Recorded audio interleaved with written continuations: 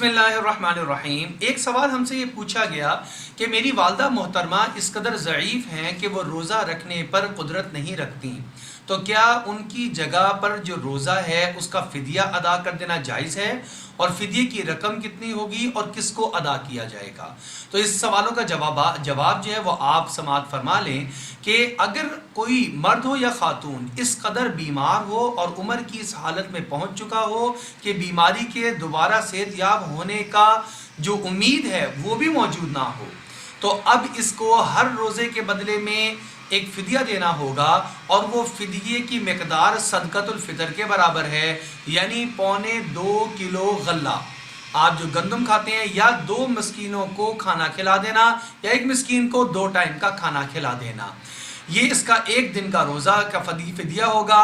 अगर आप मुकम्मल रमज़ानुल मुबारक का एक हिसाब निकालें तो 30 रोज़ों का जो फ़िदिया बनता है वो 52.5 किलो गल्ला बनता है। उसकी कीमत का अंदाज़ा लगाएं और वो रकम किसी आपको मिस्कीन को दे सकते हैं। अब देनी किसको है, ये आप किसी भी ज़रूरतमंद और हाजतमंद इंसान को दे सकते हैं जो साहिब निसाब ना हो। कोशिश करें अपने अज़्ज़ा व अक़ारिब और करीब के ख़ानदान वालों में देखें और उसको आप अदा करें ताकि उसके घर का राशन उस तक पहुंच जाए। अगर आपके अज़्ज़ा व अक़ारिब में कोई ऐसा शख्स नहीं है तो फिर मोहल्ले में देखें, वहाँ पर भी नहीं है तो वो कुछ ऐसे इदारे हैं जो कि मदारिस हैं, उन मदारिस के अंदर तलबा ऐसे रहते हैं जो कि मुसाफिर होते हैं, उनको भी अदा किया जा सकता है। लेकिन बग़ैर किसी तहकीक के किसी रफ़ाही इदारे को या किसी और मदरसे को देना जहाँ पर रिहायशी तलबा ना हो, ये मुनासिब नहीं है। इस रोज़े के फ़िदिये को एहतियात के साथ अदा करना ज़रूरी है।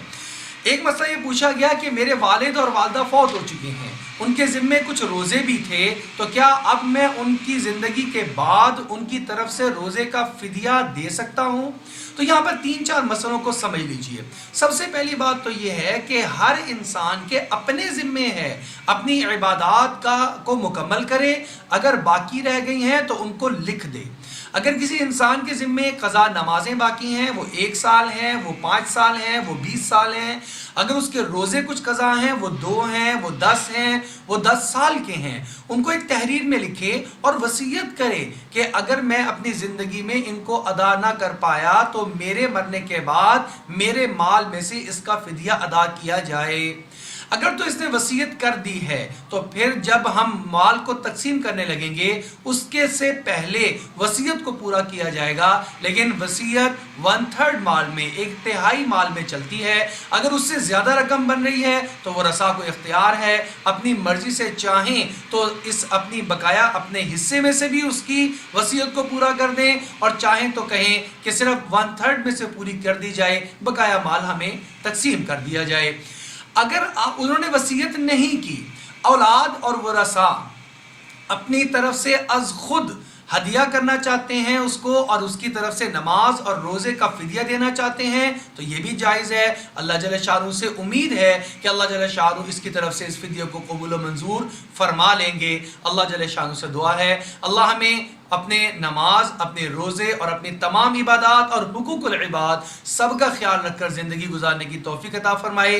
क़ज़ाशुदा नमाजें, क़ज़ाशुदा रोज़े, उनका हिसाब रख कर उनकी क़ज़ा करने की तौफीक अता फरमाए, वरना वसीयत के तौर पर लिख कर जाने की तौफीक अता फरमाए।